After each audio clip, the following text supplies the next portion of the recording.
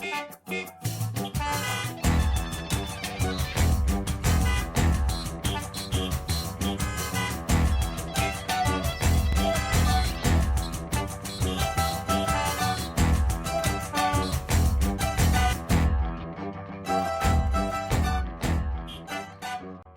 sou Francisco Tupi, minha primeira formação, eu sou geógrafo, bacharel e licenciado. Quando eu me formei, além de atuar com pesquisas ligadas à geomorfologia, planejamento costeiro, sensoriamento remoto, né, foto de satélite, fotos aéreas, eu fui dar aula. E isso me trouxe uma grande experiência na questão de lidar com o aluno, né, tá ali na linha de frente. E como eu sempre gostei de videogame, de quadrinho, eu buscava trazer isso para a sala de aula, incorporar essa prática dos alunos. O mundo girou, aconteceram uma série de coisas, né? E eu acabei indo trabalhar no mercado, a parte de marketing, consultorias ligadas à comunicação ambiental. E a partir daí eu resolvi criar um blog para falar sobre videogame e ensino, as minhas opiniões, as tendências, aquilo que eu achava que acreditava, cultura do entretenimento, mas com esse viés um pouco mais crítico, mas muito baseado em minha experiência. A partir daí, eu comecei a receber uma série de convites para poder dar palestras, ensinar os alunos a respeito dessa visão crítica, dessa assimilação de personagens, da criação de games. Eu me tornei designer instrucional e não parei. Comecei a dar cada vez mais palestras, oficinas, seminários e, inclusive, produzir jogos.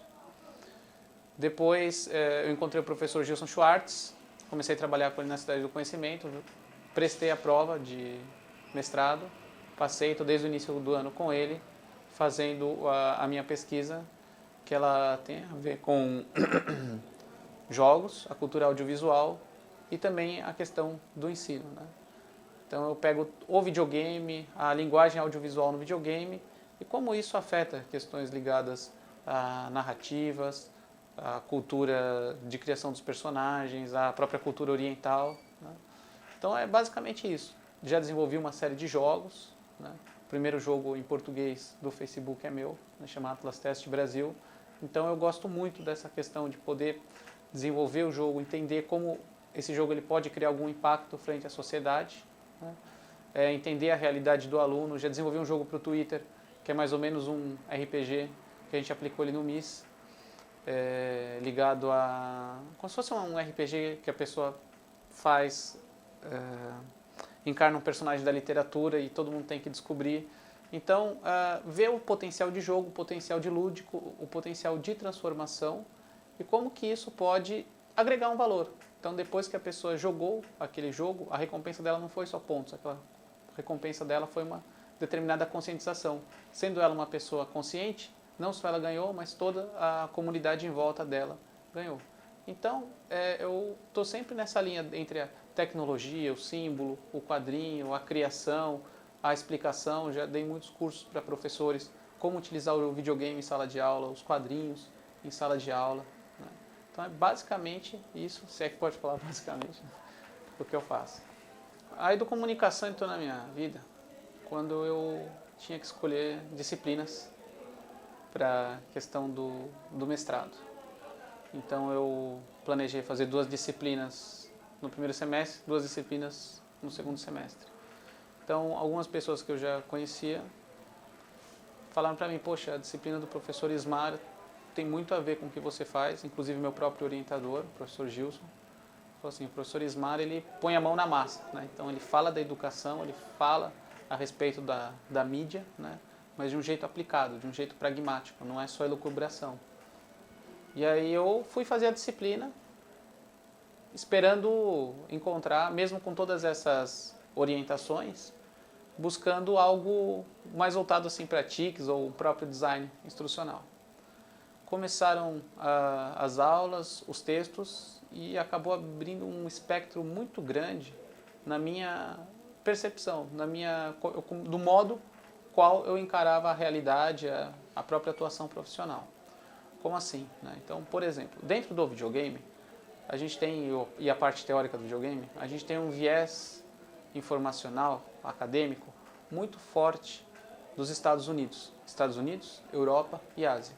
Então você tem um polo muito forte no MIT. Do MIT é um epicentro da onde é deslocado para outras universidades, a Universidade de Wisconsin, a Georgia Tech, o USC. Você tem na Universidade de Copenhague estudos muito fortes relacionados a videogame e também em Singapura. Mas porque Singapura tem uma célula do MIT, um laboratório lá. Então tinha esse foco muito anglo-saxão, norte-americano, né? À medida que eu descobri essa relação com a América Latina, eu comecei a ver que tinha muito mais proximidade daquilo que eu estava fazendo. Então, em vez de eu ficar reproduzindo valores, reproduzindo termos, eu vi que tinha a própria questão da media literacy, né? Porque o videogame, uma das principais campos de estudo do videogame, inclusive nos Estados Unidos, uma das pontas de lança que abriram esse caminho do estudo do videogame, foi a media literacy. Então eu descobri que tudo aquilo que eu estava fazendo tinha muita sinergia com aquilo que o professor Ismar vinha desenvolvendo. Então eu vi perante a educomunicação um lastro para poder legitimar tudo aquilo que eu já vinha fazendo. Não no sentido de associar o nome e com isso ter uma chancela e continuar fazendo.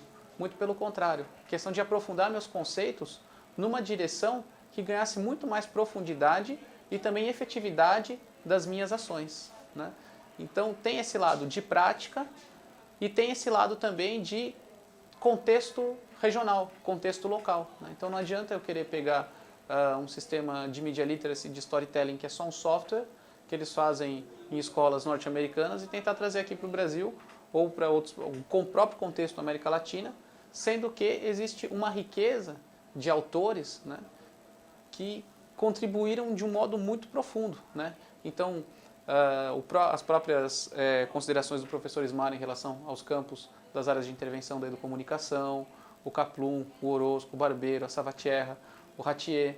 Então, cada texto que era lido, trazendo para a minha área, né, para o meu campo de estudo, eu senti que teve enorme grau de profundidade, acréscimo de conteúdo, de informação, né? E além disso, da profundidade teórica, a profundidade de aplicação, a profundidade de transformação, né?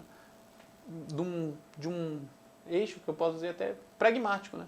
Eu vou fazer isso com esse sentido, buscando esse resultado e esperando um bom resultado, um resultado de transformação, um resultado positivo daquelas ações que, às vezes, pelo fato de ser tecnologia, sempre tem um campo muito pragmático, é o software, é o código, é a programação, é o script. Então tem todo esse lado de humanização, é conseguir tirar o melhor da tecnologia, daquilo que eu já vinha e venho trabalhando a respeito dos jogos, dos temas, da sala de aula, né? E considerando não só o espaço virtual, mas considerando o espaço real, né? Porque o que acontece? Dentro do espaço virtual é aquele símbolo, é aquele código, mas e o que tem para trás? E o ser humano, né? Brincar, o ser humano ele sempre vai brincar. Pode ser com um osso na antiguidade, pode ser com uma pedrinha, pode ser com um pedaço de carvão numa parede, pode ser com um dado, pode ser com uma carta, pode ser com um jogo de tabuleiro, um jogo de xadrez, pode ser com um videogame. A questão é como usar esse brincar de modo sadio, de modo que isso possa agregar algum valor à vida daquela pessoa, né? Então você pode ler um poema, pode ver um filme, pode ver um livro e ser uma pessoa diferente. E ao mesmo tempo você pode brincar, você pode interagir, você pode jogar. E a partir daí tiveram algumas frases dentro desse contexto do comunicativo que eu vou levar para sempre, assim, né? E toda vez que eu for tanto analisar, buscar compreender, buscar fazer algo, eu vou colocar no meu planejamento, sabe, questões como você da cooperação, né? Então você enquadrar o jogo num modelo cooperativo e não combativo, né, competitivo. Você fortalecer o coletivo para fortalecer o indivíduo e o indivíduo fortalecer o coletivo. E assim, uma das coisas que eu achei muito bacana, assim, muito especial, foi a questão da equalização de imaginários, né? Então, todo mundo ali poder participar, né?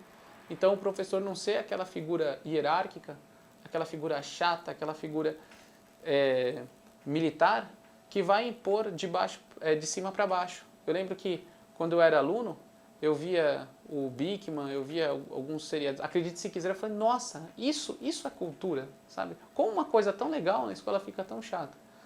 E talvez dessa revolta me levou a me tornar um professor e buscar, toda vez que eu estiver falando, não só quando eu estiver falando, mas quando eu estiver ouvindo, buscar aprender o máximo, tanto quando eu estiver falando, transmitir alguma coisa boa, que um conteúdo, tanto faz, matemática, biologia, mas fica ali o ser humano, a vida dele, do mesmo modo para mim também.